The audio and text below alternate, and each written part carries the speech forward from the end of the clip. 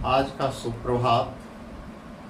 आज मैं आप लोगों को समास बताने जा रहा हूँ। हालांकि आज समास की भूमिका बताएंगे। अगला जो मेरा वीडियो होगा उसमें समास की परिभाषा होगा।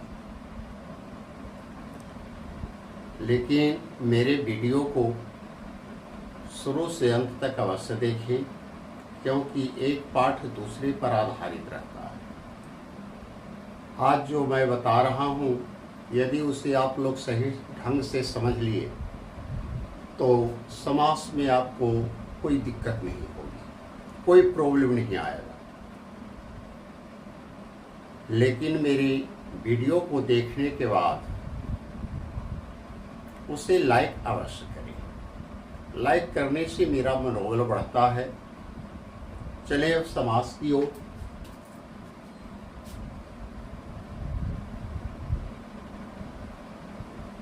समास समास जानने के लिए सबसे पहले पद को जानना जरूरी है। जब तक हम पद के बारे में नहीं जानेंगे तब तक समास नहीं समझ सकते।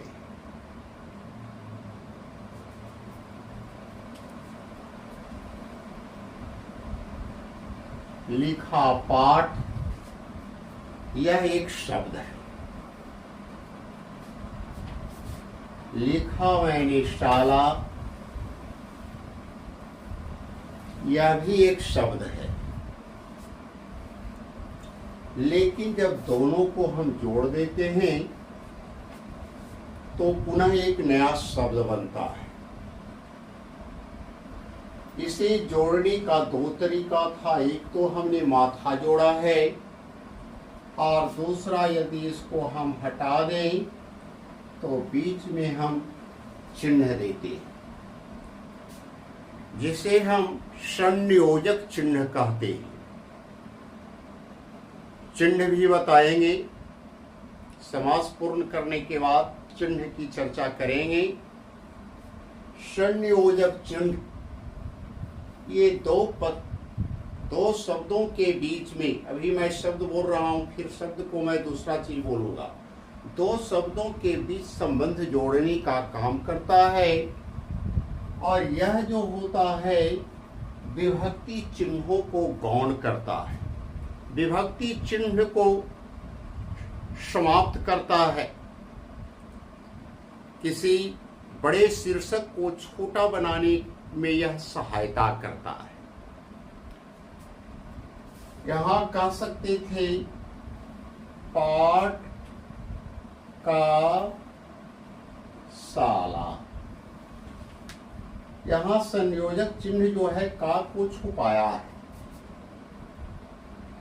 अब हम देखते हैं पाठ का साला शब्द नहीं है, इसको हम कहते हैं वाक्यांश।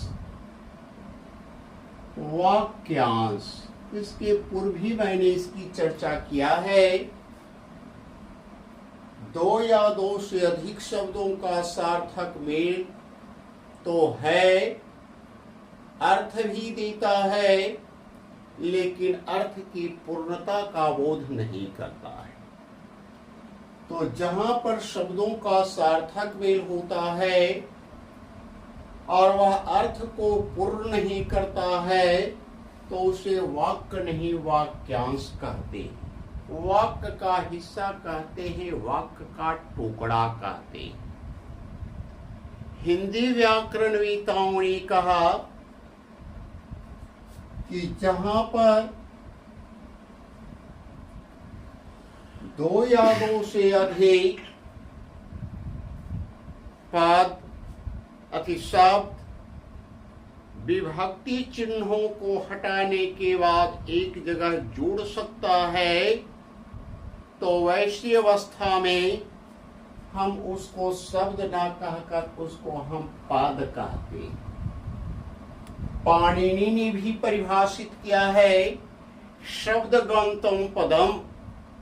शब्द में शब्द की गमन की क्रिया को पद कहते हैं। गमन का मतलब जुटना। यहाँ पर पाठ में शाला का गमन हुआ है। अतः अब यहाँ पर जो पाठशाला है यह शब्द नहीं पद है। हिंदी व्याकरणवेत्ताओं ने कहा वाक्यों में प्रयुक्त शब्दों को पद कहते हैं। वाक्यों या वाक्यांशों, यहाँ पहले मैंने बताया वाक्यांश है, तो वाक्यों में प्रयुक्त शब्दों को पद कहते हैं। जैसे अब लिख दे राम खाता है। अब व्याकरण की दृष्टिकोण से कोई पूछ दे कि राम क्या है, तो अब हमें इसे शब्द कहना गलत है, क्योंकि इसे मैंने वाक्यों में पिरोया है, अतः राम यहाँ पर पद है। हाँ, ये कह सकते हैं कि पद में कौन सा पद है, तो हम कहेंगे यह संज्ञा पद है। संज्ञा पद के साथ साथ यह कर्ता पद है, कर्ता भी है, साथ ही साथ यह पुल्लिंग है, साथ ही साथ यह एक वचन है।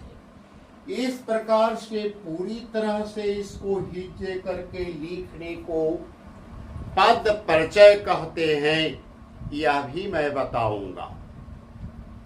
अब कोई पूछे खाता क्या है, तो आप कह सकते हैं कि यह खाता क्रिया है। यह बात बिल्कुल सत्य है, लेकिन हम यहाँ पर पद और शब्द की चर्चा कर रहे हैं। यदि कहते हैं कि खाता शब्द है, तो यह बिल्कुल गलत। यहाँ यह भी पद है। पद में देखते हैं कि यह क्रियापद है क्या है, तो वाक्यों में पिरोया गया है, अतः यह भी पद है। पद में यह अब जो है मूल्य क्रिया है, मूल्य क्रिया है।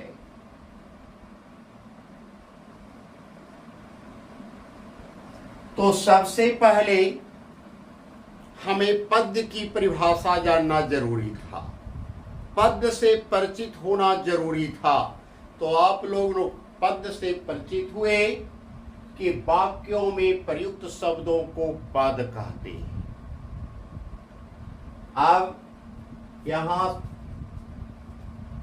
से परिभाषा भी दे सकते हैं। समास किसे कहते हैं, तो हम इसे परिभाषित कर सकते हैं का पाठ का शाला। पाठ यहाँ पद है और यहाँ पर शाला भी पद है। इसे हम पूर्व पद कहते हैं या पहला पद भी कहते हैं, और इसे हम उत्तर पद कहते हैं, साथ ही साथ अंतिम पद भी कहते हैं। यह एकदम याद रखना होगा।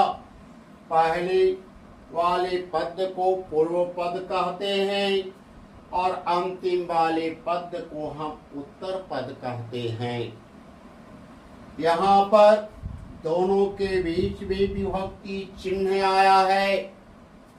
अगर हम इस विभक्ति चिन्ह को समाप्त कर देते हैं तो ये बन जाता है पाठशाला। परिभाषा स्वतः निकल गया। पहला पद, दूसरा पद। हम सीधे अभी चल रहे हैं समास की परिभाषा की ओर, तो हम परिभाषा दे सकते हैं दो या दो से अधिक पद। कहीं अधिक भी रह सकता है। जैसे यदि हम कहें काठ फोड़वा, तो काठ को फोड़ने वाला, यहाँ काठ भी पद है, फोड़ना भी पद है, वाला भी पद है। तो दो या दो से अधिक पद अपने बीच की विभक्ति को छोड़कर आपस में मिल जाए, उसे हम समास कहते हैं। यह तो परिभाषा हुआ। लेकिन ये अब हम चलते हैं और भी समास में किन बिंदुओं की जानकारी आवश्यक है। तो हमें सबसे पहले जानना होगा अव्यय। अव्यय किसे कहते हैं? हम अव्यय से भी आप लोगों को परिचित करवाए हैं। शब्द परिचय में आप लोगों को बताए थे विकारी और अविकारी। ठेठ भाषा में समझाते हुए मैंने कहा था कि विकारी का अर्थ होता है जिसमें विकार हो, दोष हो, अवगुण हो, और अविकारी का मतलब होता है जिसमें विकार ही ना हो, दोष ही ना हो। अब यहां दोष क्या है? तो जिन शब्दों का रूप, लिंग, वचन, कारक, वाच्य आदि के अनुसार रूप में परिवर्तन होता है उसे हम विकारी कहते हैं।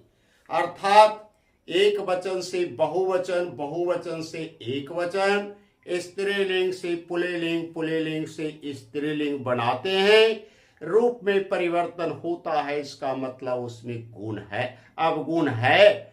लेकिन दूसरी तरफ मैंने बताया था कि जिन शब्दों का रूप, लिंग, वचन, कारक, वाच्य के अनुसार रूप में कोई परिवर्तन नहीं होता है उसे हम अविकारी कहते हैं। तो उसमें कोई दोष नहीं। तो ऐसा क्या है? और, अथवा, एवं, या, किंतु, परंतु, यद्यपि, इसको अगर रूप में परिवर्तन करना भी चाहते हैं तो इसके रूप में कोई परिवर्तन नहीं होता है। जो अविकारी शब्द है उसी को हम अव्यय कहते हैं। यहां भी थोड़ी देर के लिए ठेठ भाषा का मैं प्रयोग कर रहा हूं। अव्यय, अ मतलब नहीं और व्यय का मतलब खर्च।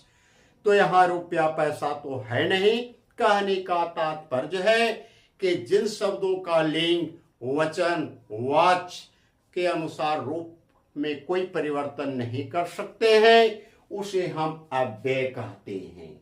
अर्थात और, अथवा, एवं, या, किंतु, परंतु, तथापि ये सब अव्यय भी है। तो समास जानने के लिए अव्यय जानना जरूरी है। अव्यय के साथ जानना है संख्यावाचक। संख्यावाचक विशेषण में है। विशेषण पढ़ाएंगे तो पूरी तरह से उसकी भी चर्चा करेंगे। लेकिन अभी यहां पर समास में सिर्फ संख्या का मतलब गिनती से है। जहां पर गिनती की इकाई आता है उसे हम संख्यावाचक कहते हैं। जैसे 2, 4, 20, 25, अरब, खर्रब, यहां संख्या आ रहा है तो समास में कहीं संख्या भी आता है तो संख्यावाचक जानना होगा। फिर समास जानने के लिए हमें जानना है विशेषण। विशेषण विशेषण चैप्टर चलेंगे तो पूर्ण इसकी वार्तालाप करेंगे।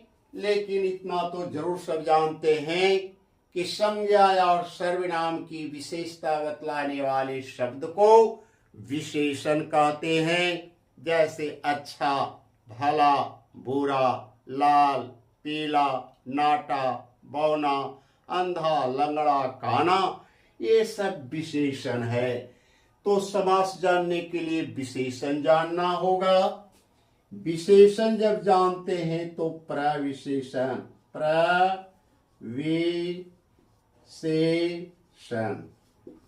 प्रविशेषण जानना होगा और फिर विशेष जानना होगा। विशेष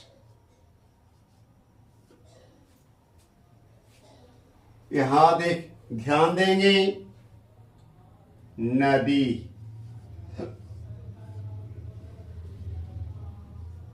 गहरी नदी।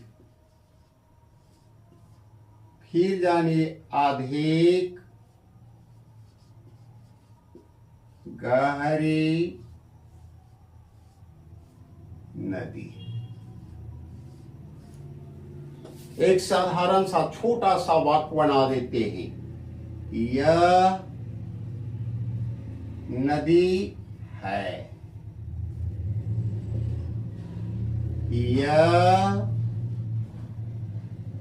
गहरी नदी है, यह अधिक गहरी नदी है। यह नदी है, इसमें विशेषण नहीं आया है, लेकिन यहां पर है यह गहरी नदी है तो गहरी विशेषण है, क्योंकि परिभाषा जानते हैं संज्ञा या सर्वनाम की विशेषता बतलाने वाले शब्द को विशेषण कहते हैं। यहां पर गहरी नदी की विशेषता बतला रहा है, अतः गहरी विशेषण है। यहां पर है यह अधिक गहरी नदी है। देखते हैं दो दो को विशेषण आ गया। यहां अधिक भी विशेषण है और गहरी भी विशेषण है। यहां पर अधिक जो है यह नदी की विशेषता नहीं बतला रहा है, यह गहरी की विशेषता बतला रहा है।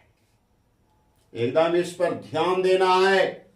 अधिक जो है यह गहरी की विशेषता बतला रहा है। इसका मतलब कहीं कहीं पर विशेषण होकर भी विशेषण की विशेषता बतलाता है। तो जो विशेषण की विशेषता बतलाता है उसे हम प्रविशेषण कहते हैं। जो विशेषण की विशेषता बतलावे उसे हम प्रविशेषण कहते हैं। अर्थात इस वाक्य में कोई पूछ दे अधिक क्या है, तो अधिक विशेष, अधिक प्रविशेषण है। एक चीज और समझ लीजिए, आसान सा तरीका, यदि एक ही वाक्य में दो विशेषण हो तो पहला विशेषण को हम प्रविशेषण कहते हैं और दूसरा जो विशेषण रहता है उसे हम विशेषण कहते हैं।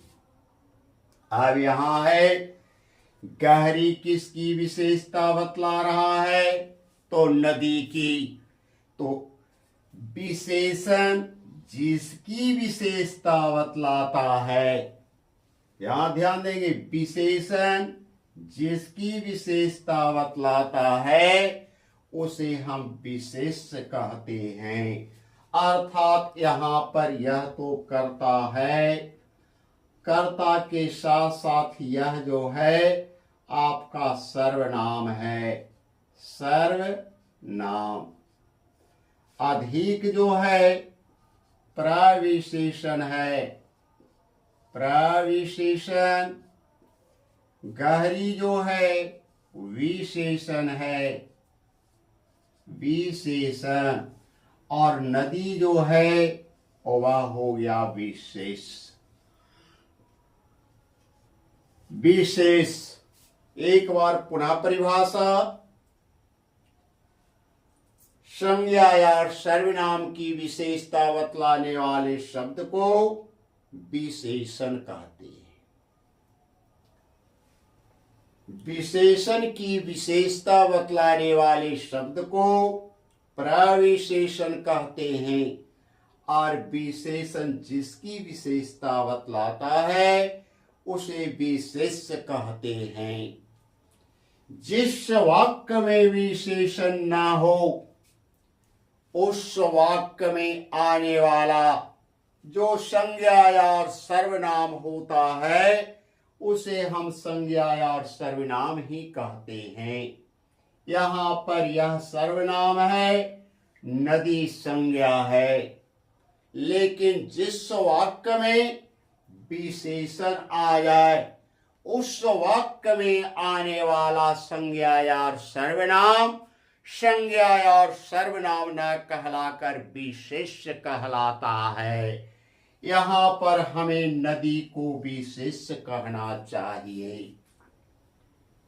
इन सब बातों के अतिरिक्त समास जानने के लिए हमें एक बार फिर से शब्द की ओर लौटना पड़ रहा है। आपको शब्द जब मैंने बताया था तो वहां शब्द की मैंने 3 भेद बताया है, रूढ़, यौगिक और योग्य रूढ़। तो यहाँ पर रूढ़, यौगिक और योग्य रूढ़ को भी जानना होगा। खास करके योग्य रूढ़ पर बल देना है, योग्य रूढ़ को समझना है। रूढ़ में बताए थे राम, तो देखे थे रा प्लस म। हमने देखा था न पहला खंड का अर्थ निकलता है न दूसरा का। मैंने परिभाषा बताया था कि जिन शब्दों को खंड करने पर किसी भी खंड का अर्थ नहीं निकलता है उसे हम रूढ़ शब्द कहते हैं। यौगिक की परिभाषा बताए थे पाठशाला। इसको जब खंड करते हैं तो होता है पाठ जोड़ शाला। देखते हैं पाठ का भी अर्थ निकलता है और शाला का भी। हमने परिभाषा बताया था जिन शब्दों को खंड करने पर दोनों खंड का अर्थ निकलता है उसे हम कहते हैं यौगिक। यौगिक शब्द मैंने बताया। इसका परिभाषा दूसरी तरफ से भी बताए थे। जिन शब्दों को खंड करने पर दोनों खंड का अर्थ निकलता है उसे हम यौगिक शब्द कहते हैं। या दूसरा में बताए थे दो रूढ़ शब्दों के मेल से, यह भी रूढ़ है यह भी रूढ़ है, दो रूढ़ शब्दों के मेल से बने नए शब्द को यौगिक शब्द कहते हैं। और तीसरा है बताए थे हमने योग्य रूढ़ शब्द। योग रूढ़, इसमें बताए थे कि दो शब्दों को खंड करने पर दोनों खंड का अर्थ तो निकलता है परंतु अपने साधारण अर्थ को छोड़कर विशेष अर्थ दे देता है। जैसे मैंने बताया था पंकज, पंक जोड़ ज, पंक का अर्थ होता है पाका, ज का अर्थ होता है जन्मने वाला, पाका से जन्मने वाला अर्थात कमल, पाका से जन्मता है धान, पाका से जन्मता है कर्मी, पाका से जन्मता है जलकुंभी। लेकिन पंकज का अर्थ जलकुंभी नहीं होता है, पंकज का अर्थ हो जाता है कमल। फिर हमने बताया था ईश्वर का पर्यायवाची शब्द, जैसे कह सकते हैं बिना पानी। तो जिनके पानी में बिना हो, यदि हम अपने हाथों में बिना भी ले लें फिर भी हम बिना पानी नहीं कहला सकते हैं। एक दंत, हम अपनी सारी दांत को तोड़ दें मात्र एक रहने दें फिर भी हम एक दंत नहीं कहलाएंगे। एक हो दांत जिनका अर्थात गणेश। इस प्रकार से देखते हैं कि हम लोगों के बीच कुछ ऐसे शब्द हैं जिसको खंड करने पर दोनों खंड का अर्थ तो निकलता है परंतु अपने साधारण अर्थ को छोड़कर विशेष अर्थ देता है। तो जो विशेष अर्थ देता है उसे हम कहते हैं योग्य रूढ़। जितनी चीजों को मैंने अभी चर्चा किया, अगर ये सब बिंदुओं को आप अच्छी तरह से समझ गए हैं तो समास सीखने में कोई दिक्कत नहीं होगी, समास बहुत आसानी से पकड़ लेंगे। हाँ, एक बात और है, समास जानने के लिए विभक्ति की परिभाषा जान लीजिए, क्योंकि पहले ही बताए थे कि दो या दो से अधिक पद अपने बीच की विभक्ति को छोड़कर आपस में मिल जाए उसे हम समास कहते हैं। तो विभक्ति क्या है? तो विभक्ति क्रिया की उत्पत्ति में जो सहायक हो उसे हम कारक कहते हैं, और कारक की जो भेद है उसका जो चिन्ह है उसी को हम विभक्ति कहते हैं। विभक्ति का दूसरा नाम परसर्ग भी है। कभी कभी बच्चे हिचकिचा जाते हैं कि परसर्ग क्या है, तो विभक्ति चिन्ह को ही हम परसर्ग कहते हैं। आज मैं यहीं पर अपनी वाणी को विराम देता हूँ। वीडियो को शुरू से अंत तक अवश्य पढ़ें और उसके बाद इसे लाइक भी अवश्य करें। कल का चैप्टर में मैं समास के भेद की परिभाषा और समास को परखने का तरीका भी समझाएंगे। आज जितना मैं बताया हूँ एक तरह से ये बता ही चुका हूँ कि कैसे परखा जाएगा। इतना बिंदु को आप याद रखेंगे तो एकदम आसानी से समास को सीख जाएंगे। धन्यवाद।